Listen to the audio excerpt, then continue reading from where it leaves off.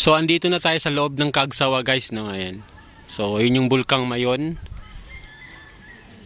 Ayan. So ayun, marami nagpa-picture doon sa may Hello Mayon. So ang ganda ng landscape nila, no? And then may fish pond. Ayan, pwede ka magpakain ng isda. So sa ngayon pumasok kami, ang entrance lang is 20 pesos sa loob ha.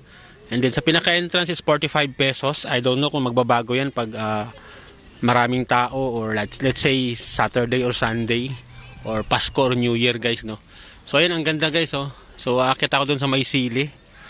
Ayan, so nasa loob na kami ng Kagsawa. Kanina kasi yung first part ng video natin sa labas lang po yun. Ngayon is dito na. So yun nga, sabi ko nga sa inyo guys, pag napunta kayo ng Bicol, especially sa may Daraga or Legazpi Albay, so wag niyong kalimutang daanan yung Kagsawa Ruins guys. Ayan, isa ito sa pinaka tanyag dito sa Bicol area. Okay, bukod sa mga dagat, ilog, syempre itong Kagsawa, yung lumang simbahan na may syempre picture ng Bulkang Mayon. Ayan guys, ang ganda. So happy trip.